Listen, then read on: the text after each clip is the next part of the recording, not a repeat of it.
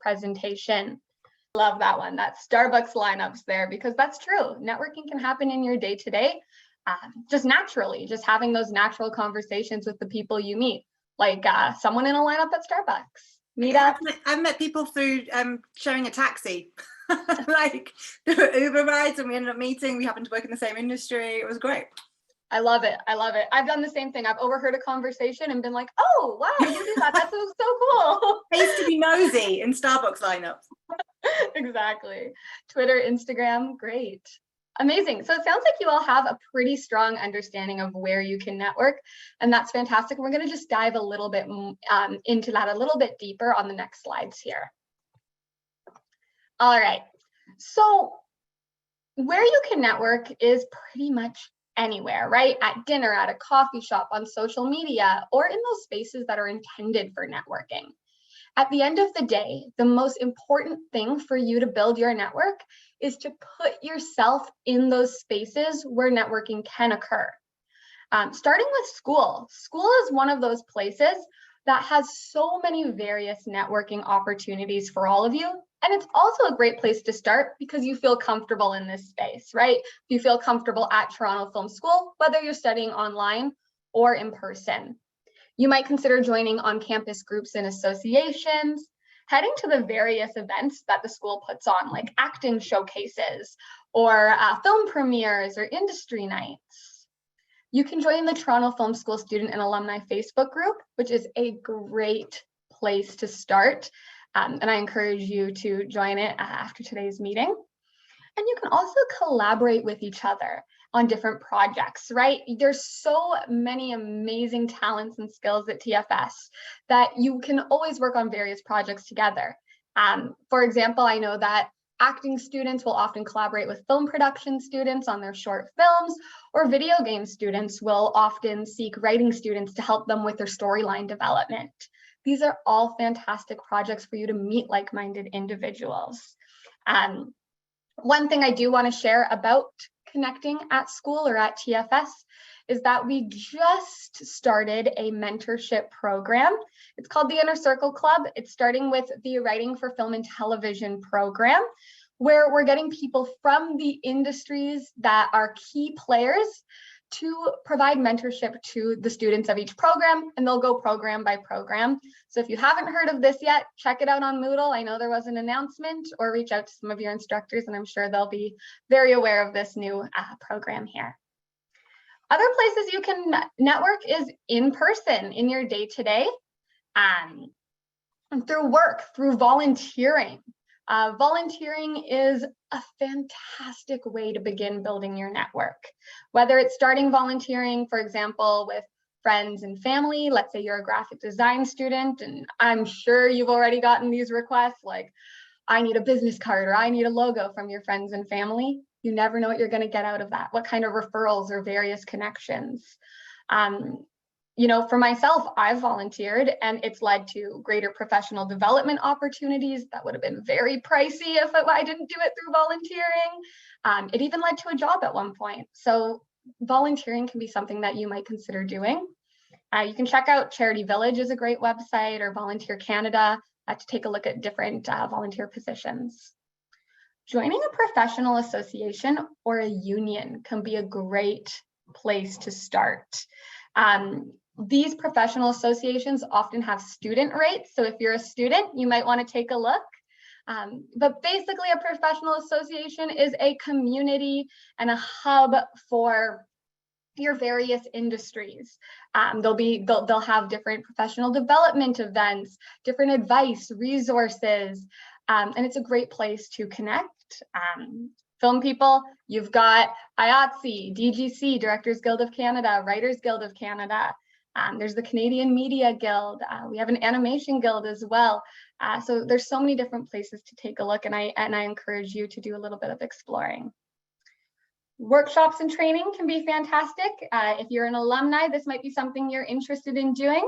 One, you get to further your skills, but again, you get to meet people who are in your industry already and people who are entering into it as well. Festivals, talks, and conferences are a great place to meet other people and get started.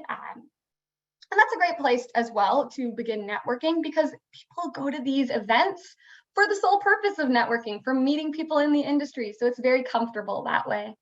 And chance encounters. When it comes to networking online, I know a lot of people feel comfortable starting off here. We're much more comfortable behind our computers and being able to explore these networking opportunities from the safety or the comfort of our own homes. You might conduct coffee chats. Those can be in person or on Zoom. Emma will chat about them later. You might look at LinkedIn or social media or various forums and websites. Video game students, for example, might look at ArtStation to get started. Joining hackathons and contests, another one for the video game students, but Ubisoft Next is coming up. If you're a recent graduate, you might be eligible to start with that contest, and that's a fantastic one to get your name out there and meet other people in the industry. And finally, virtual professional development events. I love going on to eventbrite.ca and taking a look at what events might correspond with the industry I'm in. So that's something you might consider doing as well. Now that we've talked about all of those three spaces, you might wonder, well, where exactly can I network? I won't go through everything here on this screen, but this is a fantastic list of various events, organizations, mentorship programs, and social media group suggestions for you to explore. Take a photo, take a screenshot. I'll give you just a few seconds because this will be very, very helpful for you down the line. If you happen to miss it or want to come back to this slide, again, this presentation will be put up on Toronto Film School's YouTube page, as well as on our Career Services website. So you can look at it there as well. Okay, I'm gonna move on then to our next slide here. All right, so now that you know about those spaces that you're able to network in, the next step is to identify who to network with. But before you do that, it's really important you ask yourself the question, what am I trying to get out of networking? Because what your networking goal is what's going to ultimately help you identify contacts to network with. So some of those networking goals, or what you're trying to get out of networking, could look like learning about your career options. For example, maybe you're new to your studies or you're about to graduate and you've got a lot of different ideas. Therefore, you'd be networking with people across various roles or various industries to help identify where you might plan your career path. Maybe you want to meet like-minded people, people who you can work on projects with, bounce ideas off of, and create a sense of community with. Peer-to-peer networking is a great place to get started in this category. Or maybe you want to increase opportunity. What that can look like is volunteer opportunities, internship opportunities, job opportunities. Maybe you're in the middle of your job search. And that's going to be important because you might be reaching out to people at companies you like or very targeted positions. All right. And so after you know what you're trying to get out of networking, it's time to truly narrow it down and identify your contacts. And I have a few questions here on screen that are important to ask yourself so that you can identify contacts that are going to be beneficial to your career. I encourage you to write these questions down or take a screenshot. But typically you want to ask yourself what companies and agencies you'd like to work for. One of my favorite ones, where are TFS alumni currently employed? I love this question. One, because you might want to actually reach out to those TFS alumni. When you have a connection with someone or a common ground, they're more willing to help you back and have those networking conversations with you. And what a fantastic common ground to have. Hey, I just graduated. I saw that you graduated last year. Could we talk about what it's been like for you since? You can go on LinkedIn and really utilize LinkedIn's search tools to find TFS alumni who are currently employed in the industries or roles that you're interested in. So that's a great tool to use. You might ask yourself, who do you already have in your network and in your extended network? Who do you already know that can help you out? Who oversees hiring for entry-level positions in your field? Maybe it's someone in leadership, or maybe it's someone in HR. I think these roles often go overlooked. what job titles you plan on applying for upon graduation, as well as what are your long-term career goals.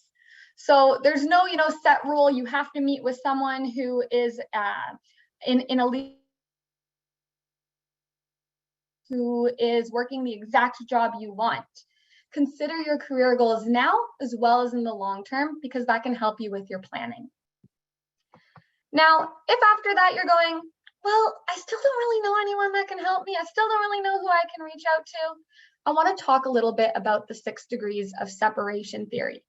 And this is the idea that all people are 6 or fewer connections away from each other.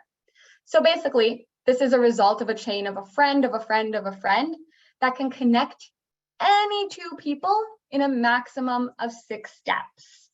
One of the most comfortable and easy ways to begin networking is by looking at your chains of friend to friend to friend, or connection to connection to connection, to ultimately see who can help you out in your career. And we're going to talk about that on the next slide. So, and I do want to start with this little statistic here. And it said that the average person knows 600 people. So on average, we should all know about 600 people, give or take. And that's a lot. So you do already have a lot of people available in your network. And I want to talk first about your first degree connections.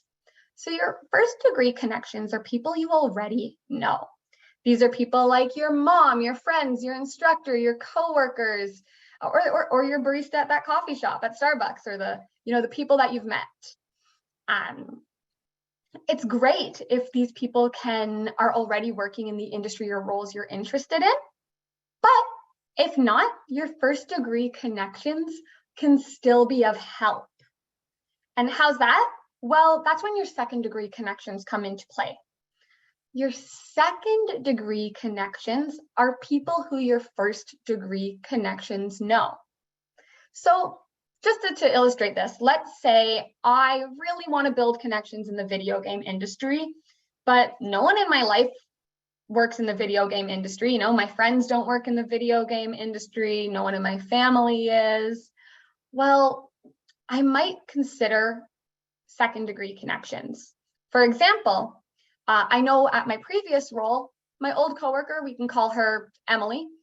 Emily once shared that her husband just landed a job at Ubisoft Canada as a programmer. I might actually reach out to Emily and ask if she can make an introduction to her husband so that I can learn a little bit more about the industry. So that's truly how you can tap into your second degree connections. Beyond second degree connections are third degree connections, and these are people your second degree connections know.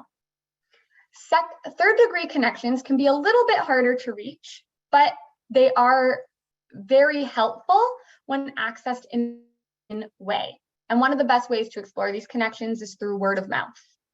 So when you've established a strong rapport and a personal connection, that's a great time to reach out to the person you've been speaking with. Maybe that's your second degree connection, and saying, hey, now that we've gotten to know each other and a little bit about my story, I know a little bit about your story, is there anyone you might connect me with that could give me another perspective on the industry? That's a great question to ask. And that just shows you that a chain of a friend of a friend of a friend can ultimately lead you to making strong and lasting connections. And then last but not least, you can reach out to people who are beyond your first, second, or third degree connections. These are people you don't know, those who are out of your network. There are many ways to do this, from using social media or LinkedIn, sending a cold email, asking for an info chat, or heading to events and actually introducing yourself in person. I promise you, one of the biggest questions I get is, well, isn't it weird to introduce myself to someone I don't know? I feel awkward. And what I will promise is, if this is someone that you genuinely want to get to know and want to introduce yourself, that you are interested in their career path or what they do, and you show that genuine interest, you're polite, then this isn't weird. And people are always happy to receive a compliment and know that they are looked at as someone who's going to be helpful down in someone's career path. So keep that in mind as you go through. And if you do want to reach out to that person, I always like to say the worst thing that can happen is they don't respond. And that's not so bad. So, all right. So that's all from this slide. And I want to just do a little bit of a test here. And I want to see, just to see if we've got our understanding straight here. And I want to read a little bit of a scenario. And this is actually an adapted scenario. All the names are changed, but this just happened to me last week. So let me read this to you, and I'm going to ask you just a couple of questions. So Jess Karen has applied online to over 30 digital content creator positions and hasn't heard back. He decides to reach out to his old coworker, Rachel, to ask if they could discuss how she landed her role in the digital media world. Upon meeting, Rachel shares that her friend Malik from Chorus Entertainment is hiring on his social media team. Rachel then sends an email introduction to introduce Jess Karen to Malik. So I'm curious to hear from you. Maybe you could write in the chat, who is the first degree connection in this scenario? Is the first degree connection Jess Karen, Rachel, or Malik? Who do you think it is? I'll give you a couple of moments.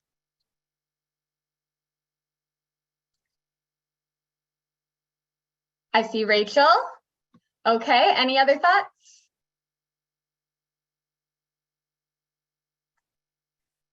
Right, it's Rachel. Yeah, absolutely. Rachel is the first degree connection because she already knows Jess Karen. He already knows Jess Karen. And how about Malik? Is Malik the second degree connection or the third degree connection? What do we think?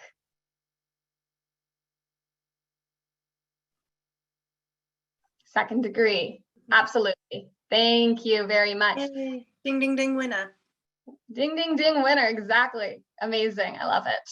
And this situation here is a prime example of networking, that connection, that friend-to-friend connection.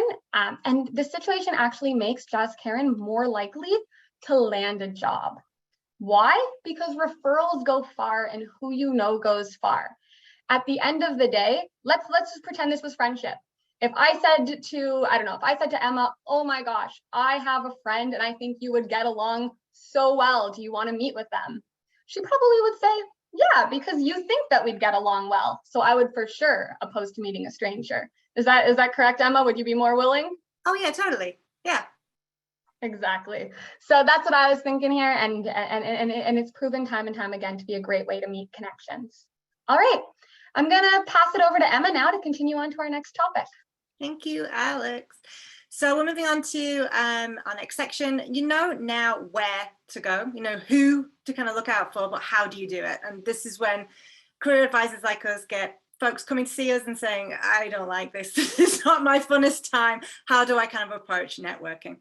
So tell me in the chat, who here likes networking, maybe even loves networking? You can give me a hell yeah if you're one of those people that actually likes networking. Anyone? Hey, really? Fantastic. I need tips. We need tips from you. Okay, the rest of you, who here does not like networking? Give me oh no. Oh, Linda likes it too. Who here is not a fan of networking? Give me an oh no. Oh no, Carly. What about you, Alex? Are you oh no or hell yeah? I'm a little in between. Oh, maybe I should have that option here. Okay, I was a no. I am quite extroverted, but networking, I didn't enjoy it. I came from a small hometown, then I went to a small university town, and then I went to London, the UK. That is not a small town, that is a lot for me. And I was thrust into an industry, was working in film at the time. It was all about who you knew, and I knew no one. I was absolutely bewildered. So many people do not like networking because they think it is schmoozy or transactional. And if that is you, I would coach you on two things. First of all, stop calling it networking. You can call it whatever you like and it'll get you out there. You could just meeting people or making connections, right? It doesn't have to be networking if that's got a negative connotation for you. The next step I would say is use this 3-ingredient recipe to kind of approach networking from a sort of different angle, because this approach really helped me. The first is authenticity. Please be genuine. Don't approach networking like I have to be someone else, or have to put on someone else's like clothes to be this person. We want you to bring yourself and your story and your perspective to each new connection you make. They want to get to know you. You have something to offer. There's only one you. So be professionally but authentically you. And likewise, being very curious about other people is a fantastic way to make genuine connections. So I've got two people in mind. This is a true story. The best networkers I know in the TV industry are nice people. They know loads of folks. People are rooting for them and they've had very successful careers. People speak very highly of them as well. And I asked both of them, I said, what's the thing? Like, why are you so good at this? You're naturally so good at this. And they both are actually former actors, though now they work on the producing side. And they both said that they're just really curious about other people. They ask lots of questions. They're genuinely curious about other people, and that authenticity comes through. They're both done very well. They came from small town Canada, different places. One works at Amazon Asia, and the other one works at Screen Victoria in Australia. And that curiosity is what led them to acting, what led them to successful careers, and what makes them good networking. So curiosity is something to really think about. The next is generosity. Networking shouldn't be schmoozy if you're doing it well. In fact, the most long-lasting connections come from approaching, meeting new people with what can I do to help them rather than what's in it for me. If you're always thinking that, it is going to be transactional. So how can you help the other person? I'm going to go dive into that in the last section a bit more. And finally, consistency. Try to keep top of mind. That means keeping in touch with some regularity, and not only when you need something. So not only reaching out like, oh, I need a job, or have you got a new gig for me, or can you give me a contact in this industry? Again, it's that where generosity comes in.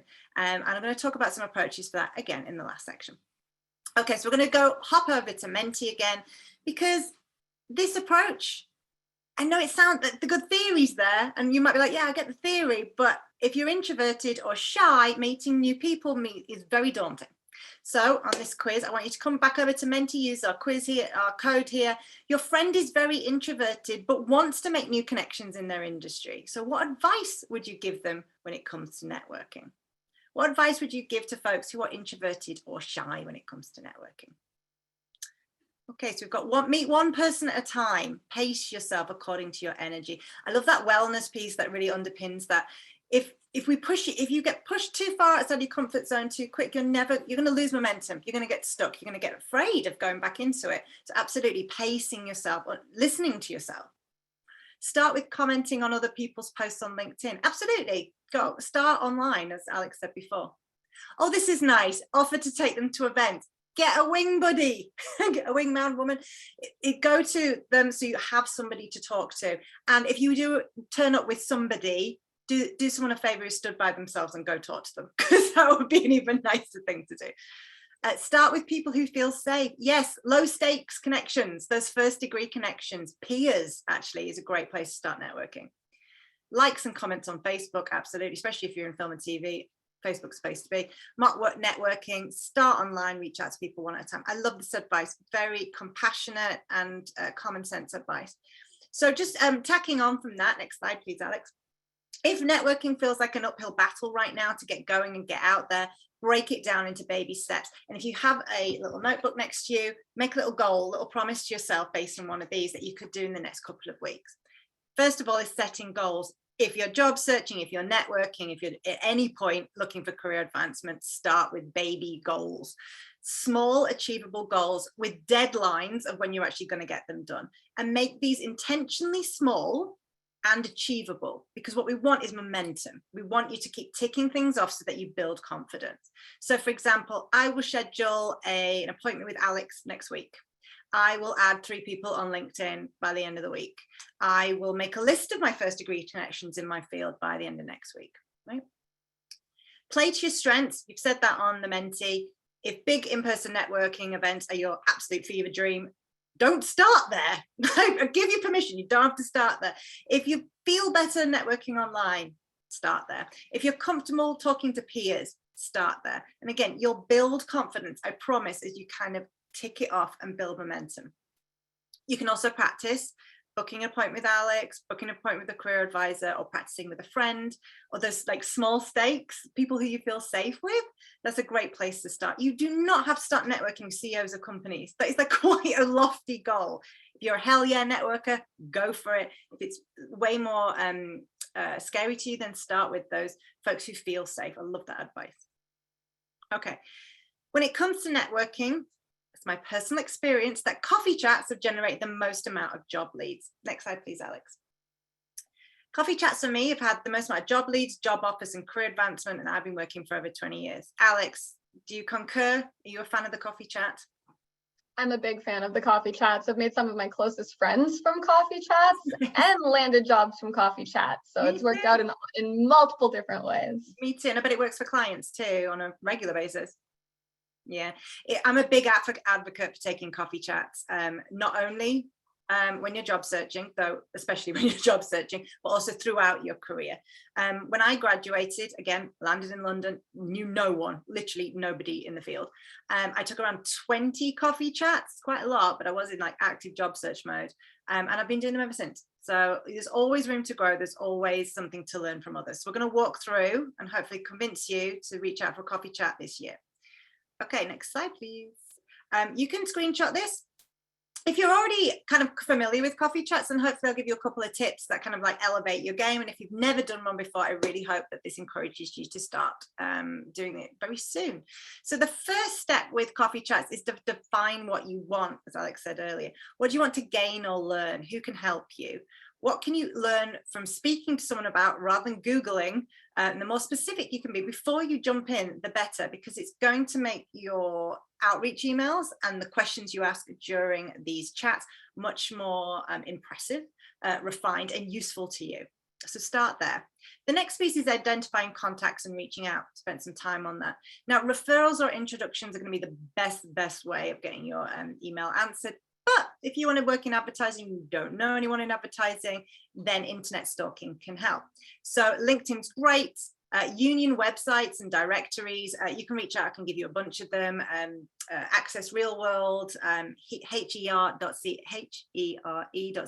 here.ca. Actually, DGC, Directors Guild of Canada, has lists of folks.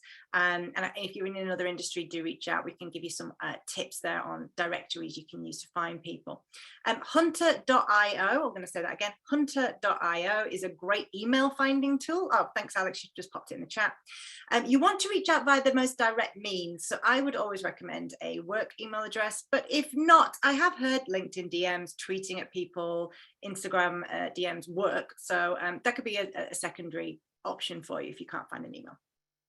Step 3, research. Non-negotiable, you must do it. Please look into this person before you reach out to them. Google them, watch their shows, read their work, take a long wander around their company or portfolio website. You need to really understand what they do broadly and who they work for. Step 4, you want to come around, I would always say around 10 questions for a coffee chat. You might not get through them all, you might get through all of them, but those questions need to be useful to you.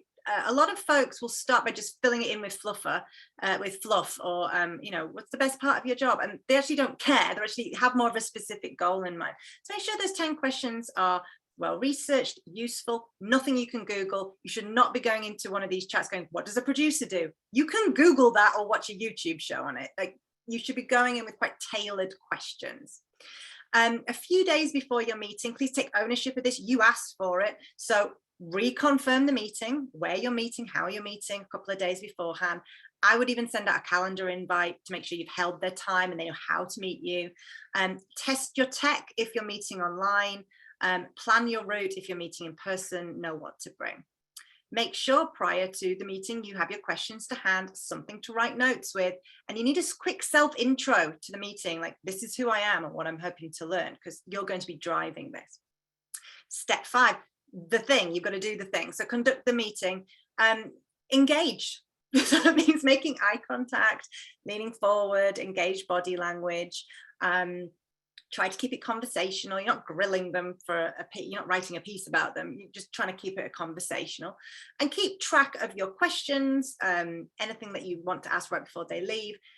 Be mindful of their time, keep them going. These things usually take around 30 minutes, so let them go on time. My big tip here, because it's a personal thing for me, Alex, you can nod if it's for you too. Please take notes. This isn't me, but yeah, okay, good.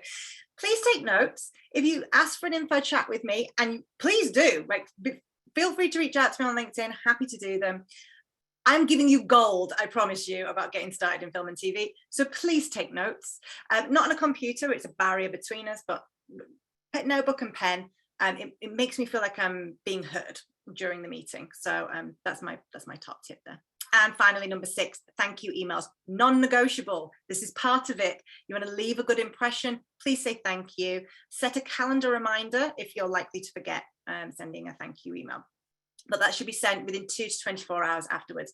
I prefer keeners, so like if you send it to me within the 2 to 4 hours, I'm like pretty impressed. Okay, next slide, please. Now, I am not going to read you this slide. This is an example of a cold outreach email. You can tailor this for all kinds of different roles. This is a cold email. So feel free to screenshot. This whole webinar will be on YouTube, on the Toronto Film School YouTube channel next week, so you can come back and revisit it. But I'm going to break down some of the anatomy of what makes this a good email. First of all, the salutation is hello, Abby. So yeah, creative industries, pretty informal. Banking, finance may be very, very different, but creative industries, you can call me Emma. You don't need to call me Ms. Hartley. So I would just keep it informal. Hello, Emma is absolutely fine. The other piece here, you've got a very specific subject line, TFS writing student reaching out. Now, you want them to, busy people get hundreds, literally hundreds of emails a day. You want to make sure you are open, that you don't feel like spam. So specificity about why they should open your email. Dropping TFS or your school, your alma mater in the subject line means that there's a common ground there and you're more likely to get opened.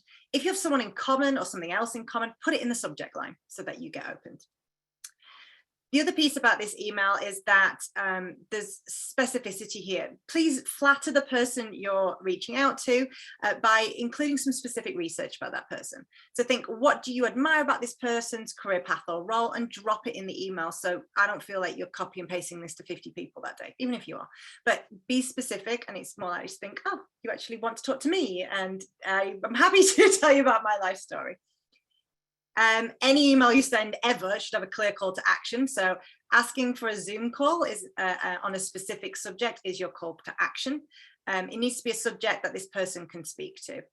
The sender is also acknowledging that the professional is very busy and appreciates their time, which is just polite. So a good cold email has 3 ingredients: concise, polite, well-researched. I hope that helps. I'm going to wrap up this section talking about the how. We're talking about boundaries, really important when networking. Try to reach out to folks only on the platform which you know they use professionally. And if you don't hear back after 2-3 messages, that is your answer, or just respect that. You can always come back in 6 months' time or something. Be professional in your interactions. So watch for oversharing. Please don't bash or like talk negatively of other people in your industry or their work. Don't swear a lot. Even if your new contact is pushing that line, you don't have to. You can keep it professional always. Please always keep your asks reasonable. I've been here. You can ask me for 20 minutes of my time. You cannot ask me to read your feature film script and give you notes. I charge by the hour for that. No. So if they offer something above and beyond, great, but be mindful and respectful of the time. Likewise, no one has the right to make you feel uncomfortable. If a professional contact is overstepping, harassing you, or making you feel uncomfortable for any reason, you have the right to terminate contact with that person and seek support. You're not going to be written off in your industry. There are resources for you to gain support or just talk at Yorkville and TFS. Got 3 links on the slide here. The first 2 will send you to resources for reporting discrimination, harassment, and sexual violence related to school activities. A great first port of call might be our wellness and counselling team. That's the 3rd link. Free appointments can be set up anytime. If you're alumni or joining us from the wider community, lots and lots and lots of resources out there. Here's just a few. Good to Talk for post-secondary students, Distress Line for all community members. If you're in Toronto, Victim Services Toronto. This new resource, I Heart Mob, is a dedicated support for those experiencing online harassment. If you would like further resources, no questions asked, please reach out to myself or Alex. I'm very, very happy to give you more. Okay, let's wrap this up with a little bit about talking about maintaining our contacts. How do you turn a contact into an ongoing connection? Okay, we're going to jump back over to Menti for our last quiz today. Let's brainstorm together. I got this a lot when I was career advising. It's kind of like I met someone from an info coffee. It's been months. I don't know what else to do now. I sent my thank you email, like, how do I keep in contact? So jump back over to Menti 3631-1491. And yeah, tell us, how can you stay in touch with new connections? Alex, how do you stay in touch with new connections? So one of my favorite ways to stay in touch with new connections is sending them an email. Now, the thing is, I will forget.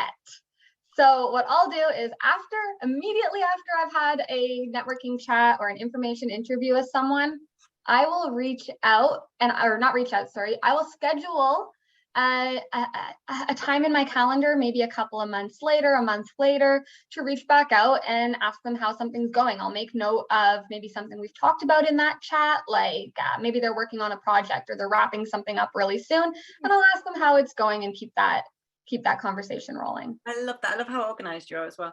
But I don't know if Menti's actually working. You can pop it in the chat. How else do you stay in touch with new connections? How do you stay in touch with folks? I've got some good tips on the next slide, but I'd love to hear from you. Sharing is caring after all. Okay, I think we're having a little bit of tech issue. Keep them coming. Oh, we've got LinkedIn. Christine, thank you. Hi, Christine, hi. Engaging in groups, and you do so well. We know each other from the online world. That's funny. Congratulate them when they have success. Context, screenings. Yes, congratulations is a lovely way to take in contact. Sharing or exchanging ongoing projects. That's lovely. Oh, I love that. Skill sharing. I'll give you notes on my script. You give me notes on yours. I will do a graphic design. I will do a graphic for your new company if you leave me a testimonial on my website, things like that. I love that. Like, comment, engaging online discussion. Oh, sending them a holiday card. Yes, I've got a good friend who does that. Thank you. These are good. Actually, if we go to the next slide, you may see some of these pop up. So great minds think alike. Here's a few for you, some that you can even action maybe this week or over the next month. First, social media. Easy peasy, right? Add new collections on LinkedIn. Please, please, please, if you are using LinkedIn, send an invite note with your connection request. Don't just set invite. I get loads. Please, please, please, like say, this is how we know each other, or we don't know each other, but I'd like to connect about this. Follow them on any other accounts they use professionally. So obviously our designers, our video game designers are going to be using probably different platforms other than LinkedIn. A like on a post is every couple of weeks is fine, but better is commenting. Commenting is more generous. You know, that's what we want to approach networking with, that generosity and consistency, right? Again, there's 3 ingredients. It was already in the chat, but I swear I was saying this. I have a really good friend who sends out holiday e-cards or handwritten cards every year. She's been doing it for about a decade, and it's a really great networking hack because suddenly it's an opportunity. It's like an excuse to get in contact. I'm like, oh, Gracie, it's so nice to hear from you. We used to work together, and it'll be very personalized and it's very sweet. So it often prompts me to then get in touch with her over the break and say, how are you doing? And it's a great way to keep in contact. Likewise, as you've already said, add your congratulations, promotions, new kid, new project, a green light. Be as personalized as you can with these messages. When there is an sort of moment of congratulations, they will get deluged on whatever platform they post it in, but a personalized DM or an email kind of helps you stick out. It is really appreciated. So use those opportunities to reach out. Okay, my biggest networking tip of the whole hour is the power of thank you. Okay, so when someone gives you time, advice, a leg up, please say thank you. My best tip is start at home. Everyone in school right now, at the end of this semester, I want you to send a thank you message to the instructors and staff who helped you out. These folks still work in the industry. You want to be on their side, right? So say thank you, reach out, make it personalized. If you're leaving a gig, if you're working on set right now, or if you're working an internship, or you're doing a side hustle, you know, when you leave that role or that gig, send thank you emails. If you're in person, bring handwritten cards, bring Timbits, right? I remember people who bring me food, always.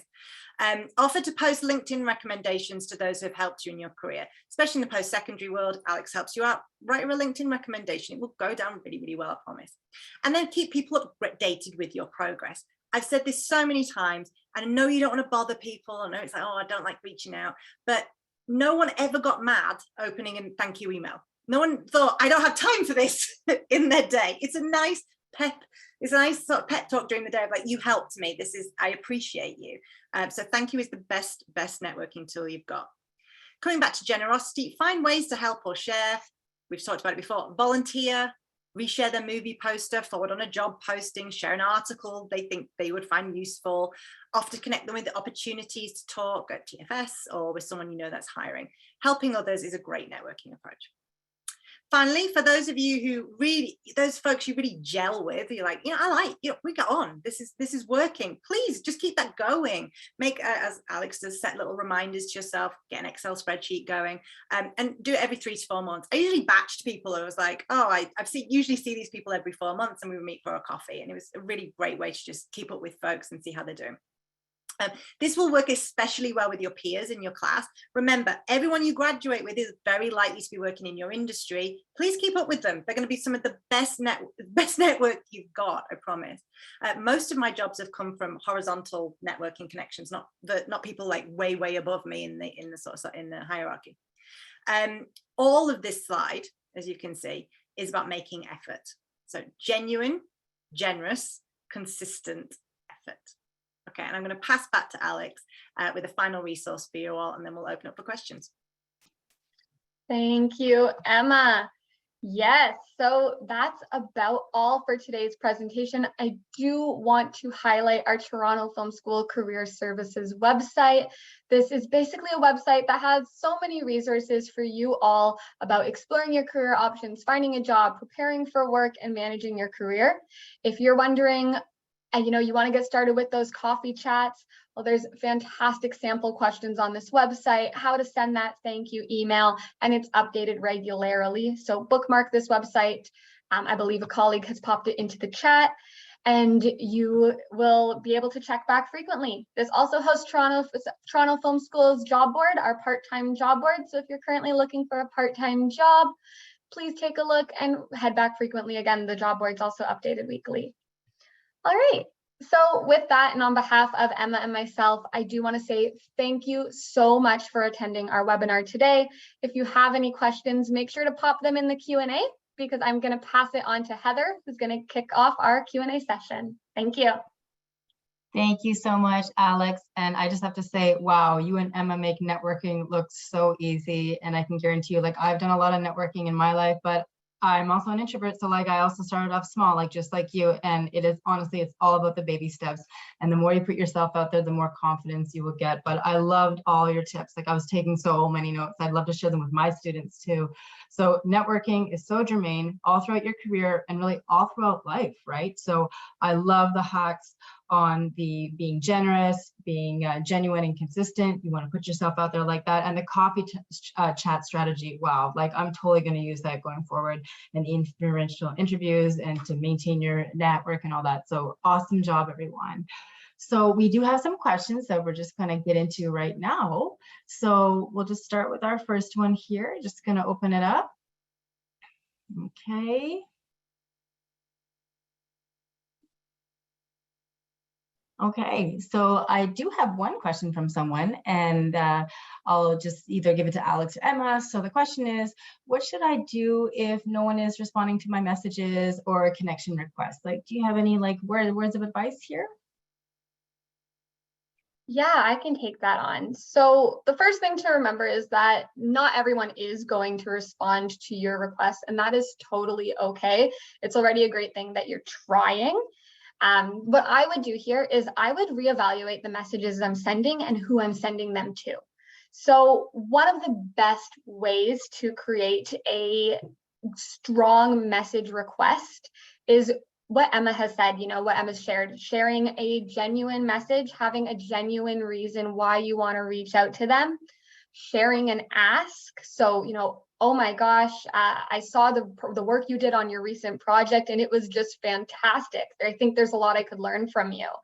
Would you mind if we maybe scheduled a 15-20 minute meeting to meet?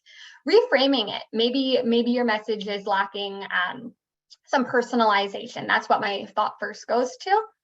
And sending a follow-up as well. That is totally okay. A week or two after you haven't heard back, send another message, reiterate what you said in that initial message. And again, your interest in meeting with them or connecting with them. That can be very strong. And keep trying. It's not easy, but people are willing to help, and just finding that genuine connection. That's absolutely. Yeah, because eventually somebody will say yes. Absolutely. Yeah. Awesome. So I do have another question, and it's how can I learn about which unions are possible in my industry, and how can I join if I'm not yet working? So do you know about that? I can field it, and then Alex, please fill in the gaps for me.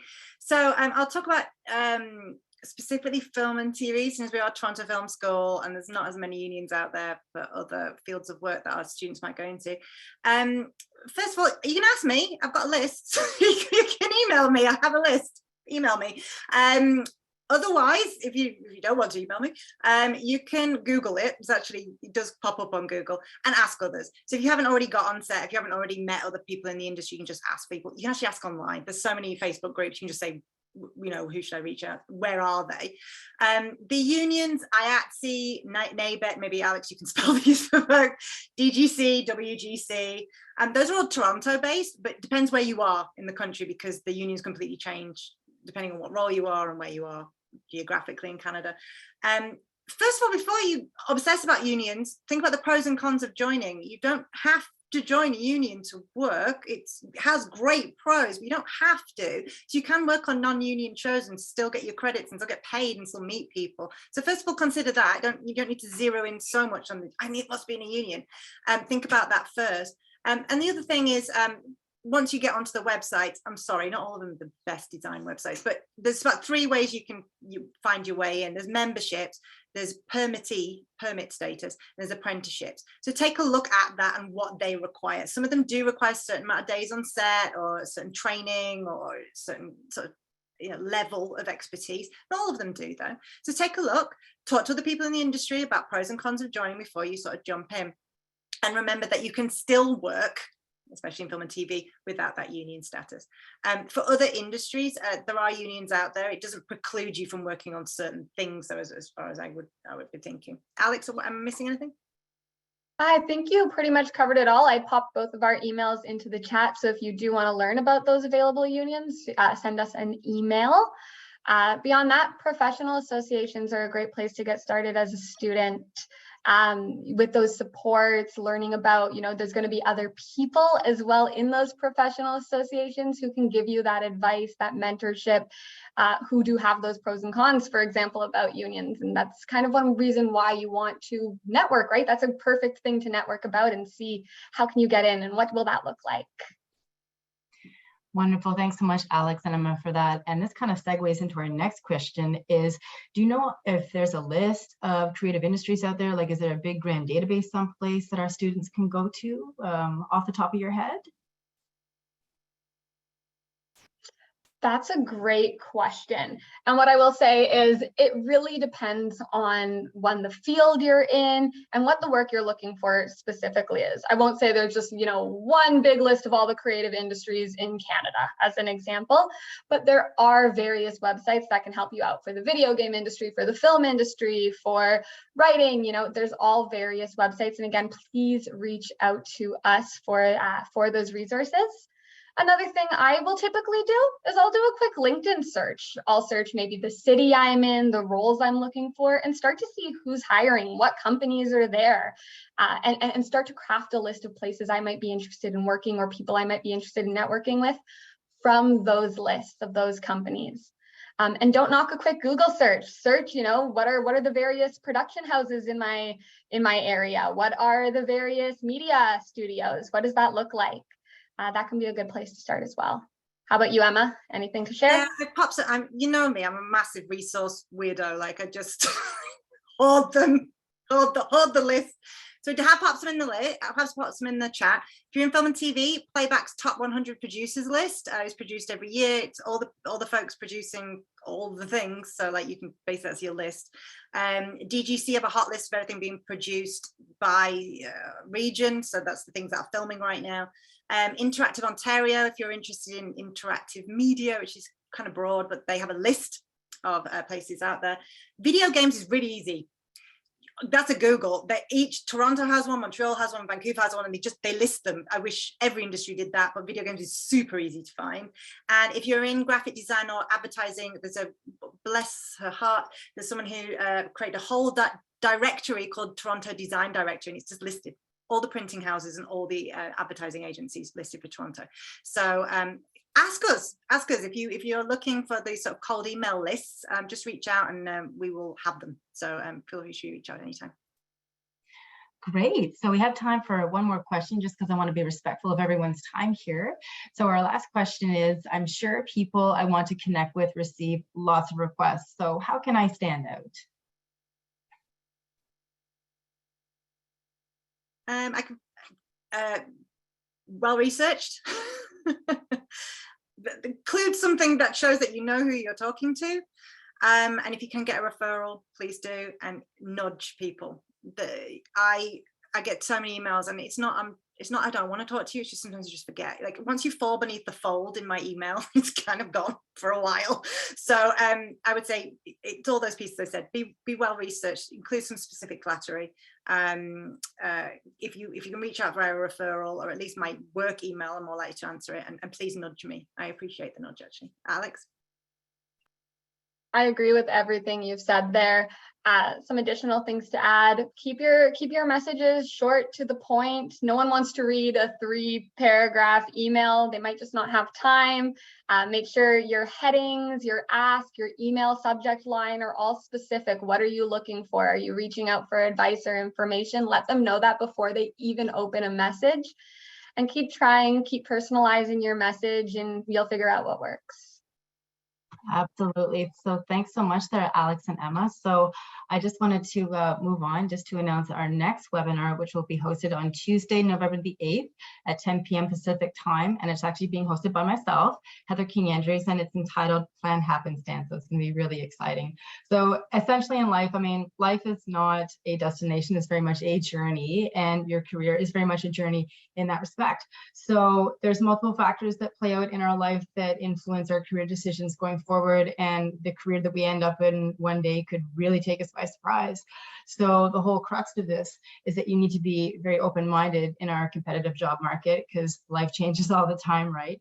So by just having that open growth mindset, we will help you to know what critical skills you need to be open to new opportunities that'll help you capitalize on unexpected job opportunities or things that might come your way. And I'm living proof of that. I'm sure there's many people on the call who are living proof of that as well. And many big celebrities out there and famous people in history are total living proof of that too. So I would love to all see you out there. It's going to be a lot of fun. I'm going to ask a lot of questions, so I'm hoping to see you all there. And I'm just going to pop the registration in the chat right now, and would love to see you all there. Okay, Heather, can you please repeat what time is that at?